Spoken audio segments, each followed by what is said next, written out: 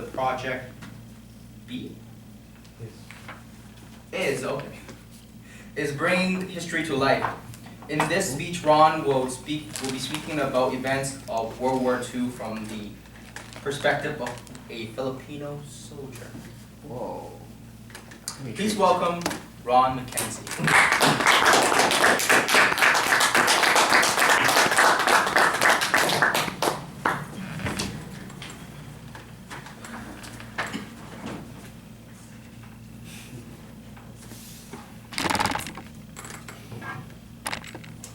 It was April 1946. About a year after the Japanese surrendered to the Americans. And I was privileged to be at the execution of Colonel Sunji. I thought that if I could watch him die, it would heal the pain in my heart that he was very much responsible for.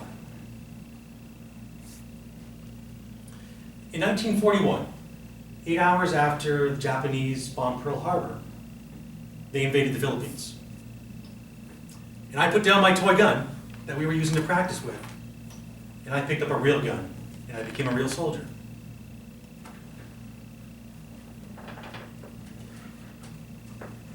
At the execution, I watched the soldiers come out. I watched them lift their guns. And as they did that, all the memories came flooding back to me. All the pain of the death march of Bataan.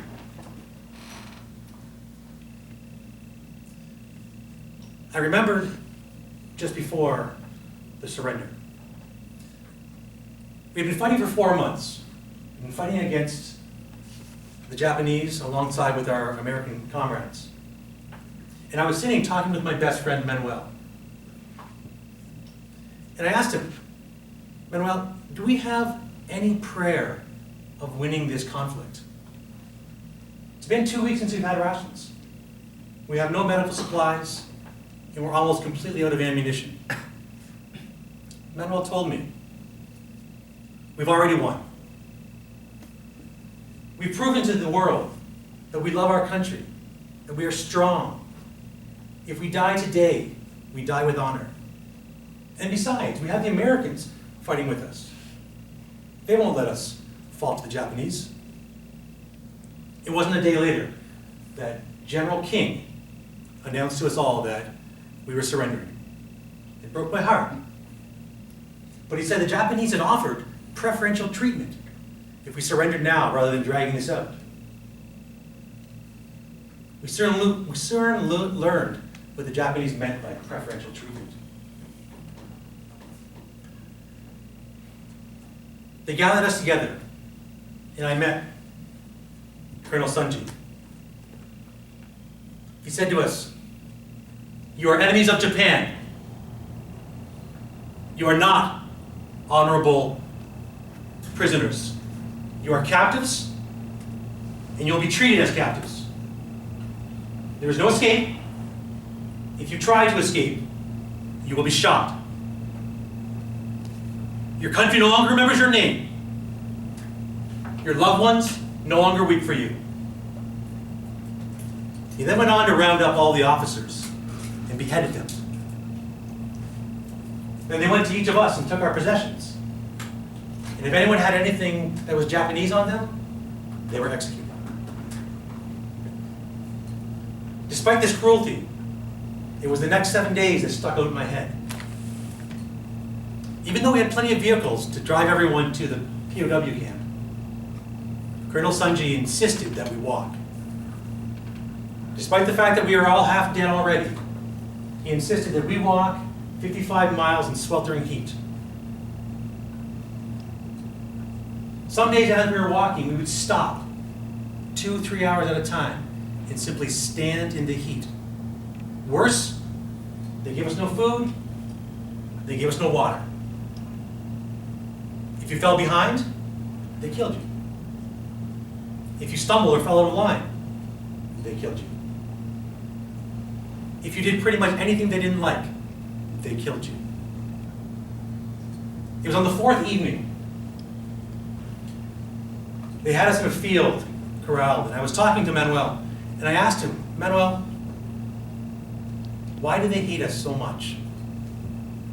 And he said, the Japanese emperor, they believe, is a god. And they believe they are the chosen people. The Americans, they're just dogs to them. And we are traitors for choosing to side with dogs over the chosen race. This was the last conversation I had with Manuel. Because the next day, as we were walking down the street as we always do, trudging along their slow, steady walk. Colonel Sanji was there in the street, and he had a bat. And he was hitting anyone he chose. Arbitrarily, randomly. I saw him hit Manuel's knee, and I heard a crunch. And he stumbled and fell off to the side, which I knew what that meant. And Sanji jeered, if you can't walk, you die. Before he'd uttered the words, a soldier had pierced his heart with a bayonet. And it was like he pierced my heart with a bayonet. I knew Manuel since I was 7. We were best friends. I've never experienced that kind of pain before or since. And there was one thought that went through my mind from that moment on. I will live to see you die, Sanji. And I did live. I endured many more horrors after that. I endured the rest of the march. I endured the POW camp, where people died by the hundreds on a daily basis. I endured digging graves for my friends. And I endured to watch Sanji be executed. And when the shots rang out from the firing squad, I imagined the heavens would open up, an angel would play trumpets, and my heart would be magically healed from all of this pain. But it didn't happen.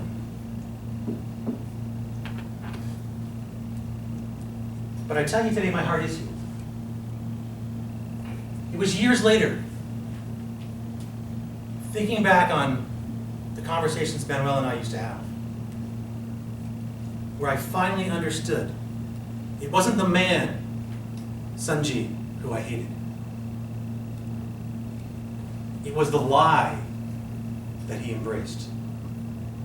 It was the lie that so many embraced. The lie that one race could be a master race, could be superior. When I watch interviews of Americans speaking of Filipino soldiers, they speak of the bravery and courage we had during the Battle of Bataan. When I watch interviews with Japanese soldiers, they break down crying because they can't believe they did these things. And that's when I knew the lie is dead. The lie itself has been destroyed. I'll be honest, I never really shed a tear for Colonel Sanji when he passed. But it is the death of the lie that warms my heart and heals it. Mr. Phil Helfman.